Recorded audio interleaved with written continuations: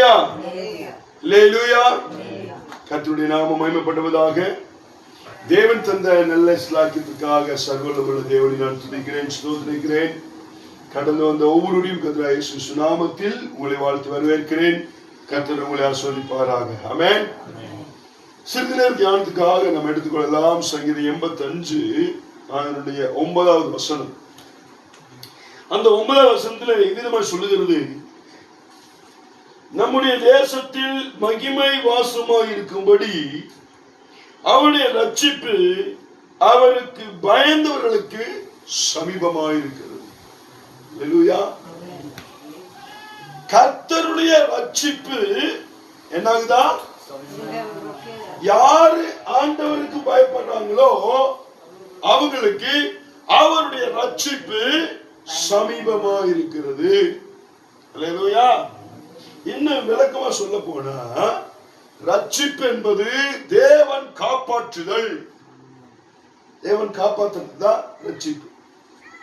தேவன் ப்ரொடெக்ஷன் பண்றதா ரட்சிப்பு. தேவன் அடைக்கலம் கொடுக்கிறதா ரட்சிப்பு. அல்லேலூயா, ஸ்தோத்திரம், ஹல்லேலூயா. இந்த சங்கீதத்தை யார் எழுதுகிறார் என்று சொன்னால், கோராகின் புத்திரரில் உள்ள ஒருவர் ராகத் தலைவனுக்கு ஒப்புவிக்கப்பட்ட சங்கீதம்.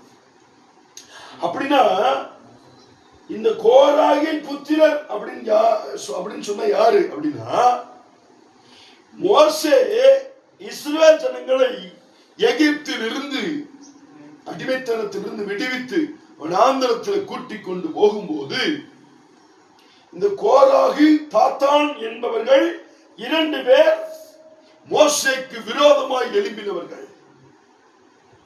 அல்லேலூயா. மோசேக்கு விரோதமாய் எழும்பினவங்க, கர்த்தருடைய ஊழியக்காரருக்கு விரோதமாய் எழும்பினவர்கள், கர்த்தருடைய வார்த்தைக்கு விரோதமாய் எழும்பினவர்கள், ஆண்டவருடைய வார்த்தைக்கு செவிசாய்க்காமல் கீழ்ப்படியாமல் ஆண்டவருடைய வழிகளில் நடக்காமல் எதிராய் செயல்பட்ட நபர்கள் தான் இவங்க. அப்போ மோசே சீனாய் மலையிலிருந்து 10 கற்பனைகளை வாங்கி கீழே வர்றார். கீழே வந்து பார்த்தா இந்த கோராகு தாத்தான் என்பவர்கள் ஆரோனை வலுக்கட்டாயமாய் நிர்பந்தித்து விக்கிரகத்தை பொன் கன்று குட்டிகளை செய்து ஆட்டம் பாட்டம் கொண்டாட்டம் பயங்கரம் கீழே நடந்துட்டு இருக்குது. அப்பதான் மோசே வர்றாரு. பார்த்தோன்னே அவருக்கு முடியல. இப்பதான் 10 கற்பனைகளை வாங்கிட்டு வர்றோம், இந்த ஜனங்கள் இப்படி ஆண்டவருக்கு விரோதமாய் காரியங்களை செய்கிறார்களே. அல்லேலூயா. பயங்கரமான வேதனை மோசேக்கு. உடனே சொல்றாரு, கர்த்தரின் பட்சத்தில் நிற்பவர்களே எல்லாரும் என்னிடத்தில் வாருங்கள் அப்படின்னு ஒரு அறைகூவல் விடுகிறார். அல்லேலூயா. யாரெல்லாம் அப்ப பயப்பட்டாங்களோ, நம்ம காப்பாற்றப்படணும், நம்ம ரட்சிக்கப்படணும், நம்ம விடுவிக்கப்படணும், நம்ம சேமமா இருக்கணும், நம்ம ஆண்டவர் வழியில் நடக்கணும்னு சொல்லி பயப்பட்டாங்களோ அவர்கள் எல்லாரும் மோசே பக்கத்துல வந்து நின்னாங்க. அதுல இந்த கோராகு தாத்தான் கூட்டத்தார் கொஞ்சம் பேரு இந்த கோராகு தாத்தான் கூட போய் நின்னாங்க. யாரெல்லாம் நின்னாங்களோ அவங்க என்னாச்சுங்க, அந்த ஸ்பாட்லயே பூமி 2ஆய் பிளந்தது. எல்லாரும் உள்ள விழுந்தாங்க. பூமி அடைக்கப்பட்டுச்சு. எல்லாம் ஒரு நிமிஷத்துல மரிச்சு போனாங்க. அப்பேற்பட்ட அந்த சம்பவத்தில் இருந்து இந்த கோராகின் வழியிலே வந்த அவங்க வம்சாவளியிலே, அவங்க கோத்திரத்திலே, அவங்க தலைமுறையிலே, அவங்க குடும்பத்திலே கொஞ்சம் பேர் கர்த்தருக்கு பயந்து வந்தாங்க இல்லைங்களா?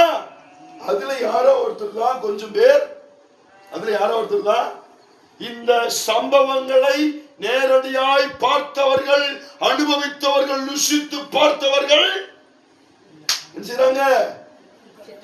இந்த சங்கீதத்தை தாவீதுக்கு ஒப்புவிக்கிறார்கள். அவங்கதான் இது பாடுறாங்க. என்னது? நம்முடைய தேசத்தில் மகிமை வாசமாய் இருக்கும்படி அவருடைய ரட்சிப்பு அவருக்கு பயந்தவர்களுக்கு சமீபமாய் இருக்கிறது. அல்லேலூயா. யார்? கர்த்தர் இருக்கிறார், அவர் என்னை பார்க்கிறார், அவர் என்னை கவனிக்கிறார் என்கிற பயம் இருக்கிறதோ அவர்களுக்கு கர்த்தருடைய ரட்சிப்பு சமீபமாயிருக்கிறது. அல்லேலூயா. நான் வீட்டுல தான் இருக்கேன், என்னை யாரும் பார்க்கல. நான் வேலை செஞ்சுட்டு தான் இருக்கேன், நான் என்னை யாரும் பார்க்கல. நான் சின்ன குடிச்சிட்டு தான் இருக்கேன், என்னை யாரும் பார்க்கல. யாருக்கும் தெரியாம சின்ன ஒரு கிராமத்தில் இருக்கேன், சின்ன ஒரு குடிசையில் இருக்கேன், என்னை யாரும் பார்க்கவில்லை அப்படின்னு நம்ம நினைக்கிறோம். ஆனால் யாரு பார்க்கிறாங்களோ இல்லையோ, நம்முடைய தேவன் அவர் பார்க்கிறவராயிருக்கிறார். அல்லேலூயா. சொந்த வந்த வீட்டுக்கு போனாலும் சரி, கூட பிறப்பு வீட்டுக்கு போனாலும் சரி, வேலைக்கு போனாலும் சரி, வீட்டில் இருந்தாலும் சரி, எங்க போனாலும் நம்மை பார்க்கிறவர், நம்மை கவனிக்கிறவர், நம்மை உற்று நோக்குகிறவர், நம்மை விசாரிக்கிறவர் ஒருவர் இருக்கிறார். அவர் இருக்கிறார் என்கிற பயம் நமக்கு இருந்தா, ஆண்டவர் எல்லா சூழ்நிலையிலும் எல்லா வேலைகளிலும் அவர் நம்மை ரட்சிக்க வல்லவராயிருக்கிறார். யாருக்கெல்லாம் ஆண்டவர் இருக்கிறார் பயம் உண்டாகிறதோ அவங்களுக்கு அவருடைய காப்பாற்றுதல், அவருடைய ரட்சிப்பு சமீபமாயிருக்கிறது. அல்லேலூயா. பாருங்க, ஸ்தோத்திரம். தாவீது எப்போதுமே ஆண்டவருக்கு பயந்து நடந்தான். ஆனபடினாலே எல்லா இன்னல்களிலும், எல்லா நெருக்கத்திலும், எல்லா வேதனைகளிலும், எல்லா சஞ்சலத்திலும், எல்லா பிரச்சனைகளிலும் ஆண்டவர் அவனை காப்பாற்றி ரட்சித்தார். தானியேல் ஆண்டவருக்கு பயந்து நடந்தான். அவனுக்கு வந்த சிங்க குகை, சிங்க கெபி என்கிற பெரிய ஆபத்தில் இருந்து ஆண்டவர் அவனை காப்பாற்றி ரட்சித்தார். அல்லேலூயா. யோசேப்பு தேவனுக்கு பயந்து நடந்தான். அவனுக்கு வருகிற எல்லா அவஸ்தைகளிலும் தேவன் அவனை காப்பாற்றி ரட்சித்தார். சொந்த சகோதரர்களை குழியில தூக்கி போடுறாங்க இல்லையா, அதே சகோதரர்களை வச்சு மேல தூக்கி விட வச்சு காப்பாற்றினார். பொய்யான குற்றம் சொல்லி என்ன செய்றாங்க? ஸ்தோத்திரம், சிறைச்சாலையிலே போடுகிறார்கள். அங்கேயும் ஆண்டவர் அவனை ரட்சித்து காப்பாற்றினார். பொய் குற்றம் சுமத்தப்பட்டான், அதிலிருந்தும் ஆண்டவர் விடுவித்தார். அவனை காசுக்கு விற்றார்கள். விற்ற இடத்துல அப்படியே அடிமையாக ஆண்டவர் விடல, அதே இடத்துல அவனை காப்பாற்றி ரட்சித்து ஒரு பிரதானியாக, அதிபதியாக, ராஜாவுக்கு அடுத்த பொசிஷன்ல உள்ள ஒரு முக்கிய பதவி வைக்கிற ஒரு மனுஷனாய் ஆண்டவர் மாற்றினார். அல்லேலூயா. அல்லேலூயா. பாருங்க, இயேசு கிறிஸ்து இந்த உலகத்துல வந்தபோது தேவனுக்கு பயந்து நடந்தார், தேவ வார்த்தைக்கு பயந்து நடந்தார், தேவ தீர்க்கதரிசனங்களுக்கு பயந்து நடந்தார், தேவ வாக்கு தத்துவங்களுக்கு பயந்து நடந்தார், தேவனுக்கு பயந்து நடந்தார். எல்லா சூழலிலும் ஊழியம் செய்யும் போது, அற்புதம் செய்யும் போது, ஜெபிக்கும் போது, சுவிசேஷம் அறிவிக்கும் போது, ஒவ்வொரு வீட்டுக்கும் போது, ஒவ்வொரு கிராமத்துக்கு போகும்போது அவர் பயந்து நடந்தார். அல்லேலூயா. அல்லேலூயா. பாருங்க, சில இடத்துல ஜனங்கள் இயேசுவை தூக்கி கொண்டு போய் மலையிலிருந்து தூக்கி கீழே தள்ளுபடிப்படியாக போனாங்க. இயேசு கிறிஸ்துவும் பிதாவானவருக்கு பயந்து நடந்தபடினால அந்த பெரிய ஒரு ஆபத்தில் இருந்தவர்களை விடுவித்து ரட்சித்து காப்பாற்றினான். அல்லேலூயா. பாருங்க, ஸ்தோத்திரம். அப்போஸ்தலர்கள், சீஷர்கள் எல்லாரும் இயேசு கிறிஸ்துவுக்கு பயந்து நடந்தார்கள், கர்த்தருடைய வார்த்தைக்கு பயந்து நடந்தார்கள்.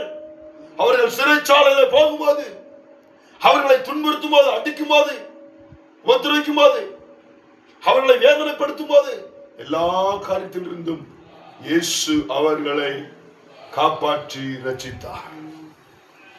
இஸ்ரவேல் ஜனங்களை ரட்சித்து காப்பாற்றினார். அல்லேலூயா. இதுக்கு காரணம் என்ன? கர்த்தருக்கு பயந்து நடந்தார். இன்னைக்கு நம்முடைய வாழ்க்கையில, நம்ம வீட்டில் இருந்தாலும் சரி, வேலைக்கு போனாலும் சரி, சொந்த வந்த வீட்டுக்கு போனாலும் சரி, எங்கே போனாலும் வந்தாலும் கர்த்தர் நம்மை கவனிக்கிறார், கர்த்தர் நம்மை பார்க்கிறார் என்கிற அந்த பயம் இருந்தால் போதும், அவர் நம்மை காப்பாற்றி ரட்சிக்க வல்லவராயிருக்கிறார். அவருடைய ஸ்தோத்திரம். அவருக்கு பயந்தவர்களுக்கு ரட்சிப்பு சமீபமாயிருக்கிறது. இன்னைக்கு நம்ம எத்தனை பேர் அர்ப்பணிக்க முடியும்? ஆண்டவரே, உமக்கு பயப்படுகிற பயம் என்னிலே கடந்து வருவதாக.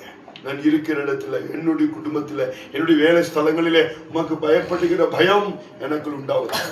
என்னை காப்பாற்றும், என்னை ரட்சியும் என்னை விடுவியும், என்னை வழிநடத்தும் என்று சொல்லி ஆண்டவருடைய சமூகத்தில் விட்டு கொடுப்போம். இந்த வார்த்தைகளால் கர்த்தர் நம்மை ஆசீர்வதிப்பாராக. ஆமென்.